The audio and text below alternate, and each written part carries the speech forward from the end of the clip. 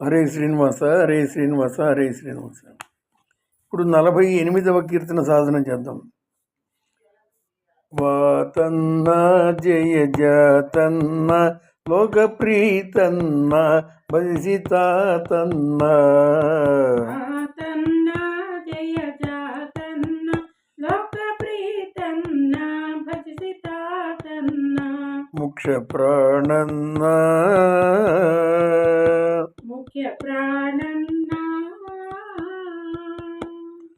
ವಿಷವ ನುಂಗಿದ ಮಹಶೌರ್ಯನ್ನ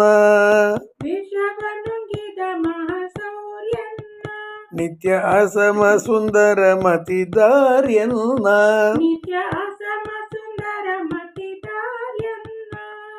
ನಿಸಜರ ಕುಲ ದೋಷ ಸೂರ್ಯನ್ನ ಆರಾಧಿಸುವ ಭಕ್ತರಿಗೆ ಸಾಕಾರ್ಯನ್ನ ಮುಖ್ಯ ಪ್ರಾಣನ್ನ ಮುಖ್ಯ ಪ್ರಾಣನ್ನ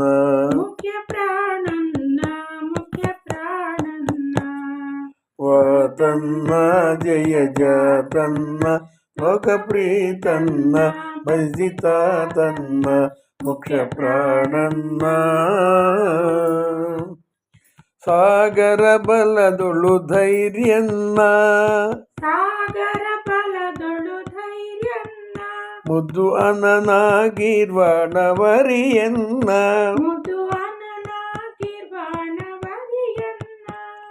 ಆನಂದ ವಿಜ್ಞಾನಚಾರ್ಯನ್ನ ದುಷ್ಟ ದಾನವರಳಿದ ತಿವೀರ್ಯನ್ನ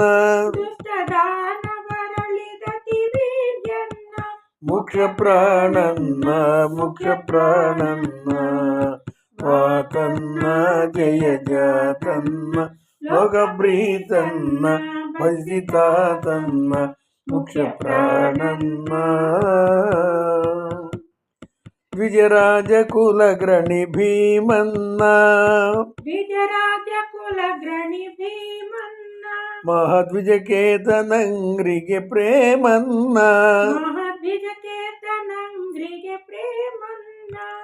ದ್ವಿಜರ ಪಾಲಿಪನಿ ಸೀಮನ್ನ ಕುರು ವೃಜವ ಸದದ ಸಾರ್ವಭೌಮನ್ನ ಮುಖ್ಯ ಪ್ರಾಣನ್ನ ಮುಖ್ಯ ಪ್ರಾಣನ್ನ ವಾತನ್ನ ಜಯ ಜಾತನ್ನ ಲೋಕಪ್ರೀತನ್ನ ಭಜಿತಾತನ್ನ ಮುಖ್ಯ ಪ್ರಾಣನ್ನ ಅದ್ವೈತ ಮತ ಕೋಲಹಾಲನ್ನ ವೇದ ಸಿದ್ಧಾಂತ ಮತ ಸುಬಲೋಲನ್ನ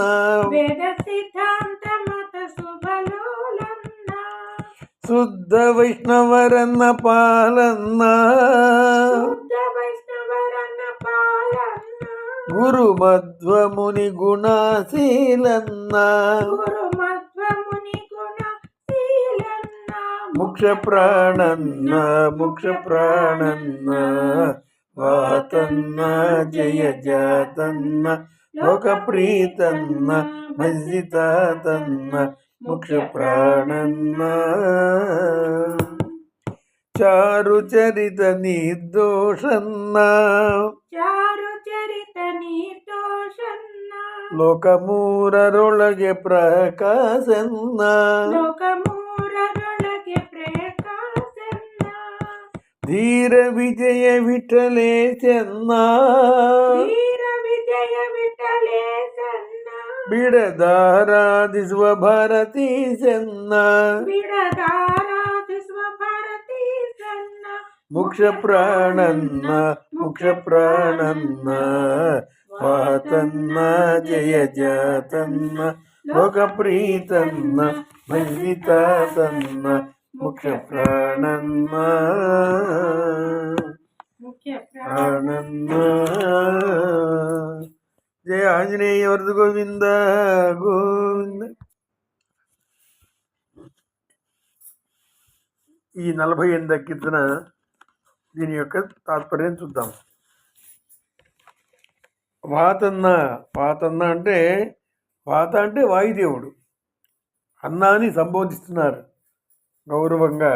అంటే వాయుదేవా జయజాతన్న జయజాతుడా, లోకప్రీతన్న లోకప్రీతుడా, భజితాతన్న కీర్తించువాడా. నిరంతరము రామచంద్రమూర్తిని కీర్తించి ఆ విధంగా భక్తిని చాటేటువంటి అన్న హనుమన్న. విషవనుంగిద మహాశౌర్యన్న, విషమును మింగినటువంటి మహాశౌర్యవంతుడు. మీకు మొన్న కూడా నేను ఒక కీర్తనలో తాత్పర్యం చెప్తూ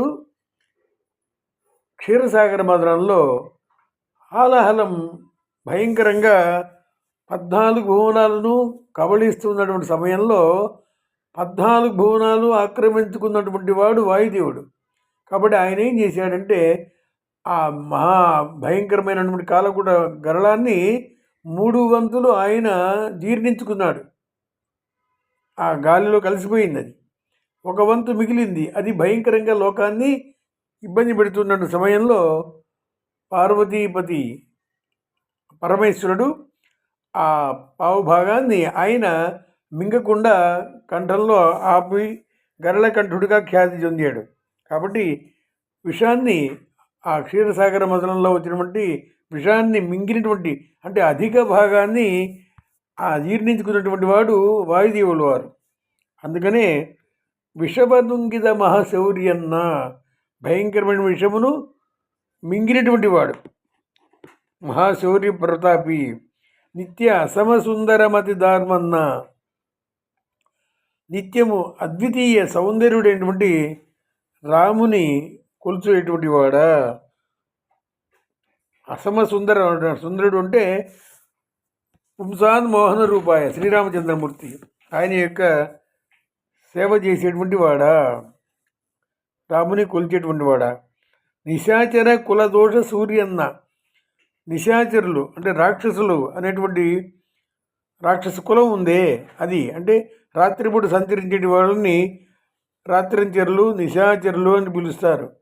ఆ వంశంలో పుట్టినటువంటి వాళ్ళు నిశాచర కుల అంటే రాక్షస కులంలో పుట్టినటువంటి వాళ్ళన్నీ దోషంగా ఉన్నటువంటి దుర్మార్గులైనటువంటి రాక్షస కులంలో పుట్టినటువంటి దుర్మార్గులను వాళ్ళకి సూర్యుడిగా ఆ నిశాచర కులానికి ఆ చీకటికి సూర్యుడిగా ప్రకాశించి వాళ్ళని అంతం చేశాడు.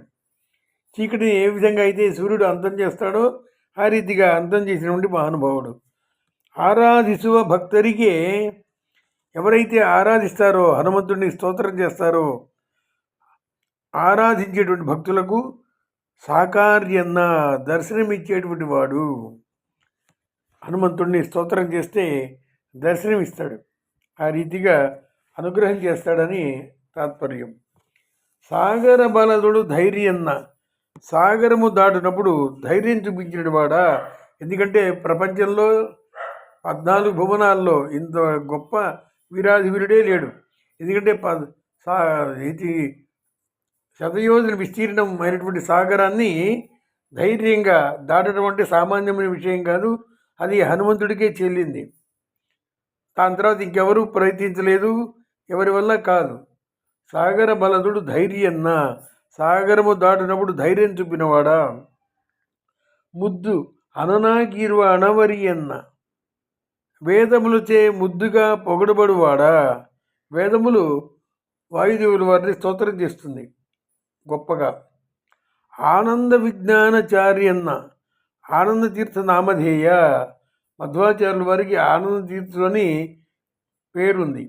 ఆనంద తీర్థ విజ్ఞానచార్యన్న, ఆనంద తీర్థ నామధేయ. దుష్ట దానవరళిదతి వీర్యన్న, దుష్ట దానవులను చీల్చినవాడా, చీల్చిన వీరుడా, వీరన్న వీరాది వీరుడు. తరువాత ద్విజరాజ కులాగ్రణి భీమన్న, భూసుర కులాగ్రణి భీమసేన. మహాద్విజకేతనంఘ్రికి ప్రేమన్న, బ్రాహ్మణులచే వందనీయ. ఎందుకంటే ఏకచక్రపురంలో బ్రాహ్మణ రూపంతో ఉన్నప్పుడు అక్కడ బ్రాహ్మణులు ఇంట్లో వీళ్ళు బస చేసినప్పుడు వాళ్ళకు వచ్చిన కష్టాన్ని, అంతేకాదు ఆ ఊరి కష్టాన్ని బాపి అందరి చేత పొగడబడినటువంటి వాడు, అందరి చేత వందనీయుడైనటువంటి మహానుభావుడు. కాబట్టి బ్రాహ్మణుడిచే వందనీయ ద్విజకేతనంగ్రికి ప్రేమన్న, బ్రాహ్మణులను కాపాడినటువంటి ఎదురులేనిటువంటి వాడా, వీరాధి వీరుడా.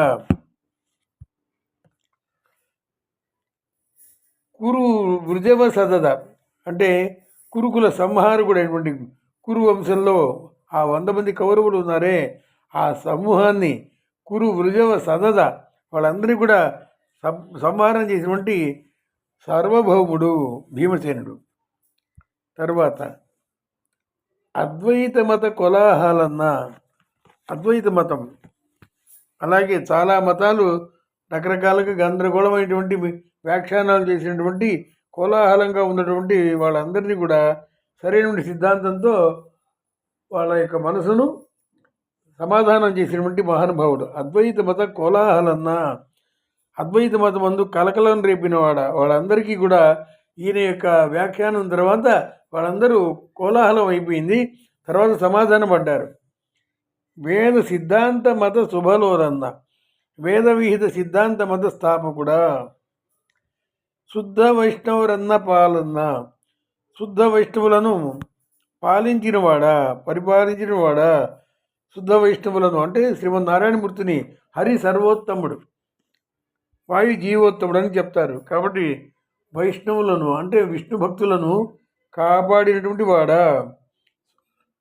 శుద్ధ వైష్ణవరన్న పాలన్న, శుద్ధ వైష్ణవులను పాలించినవాడా.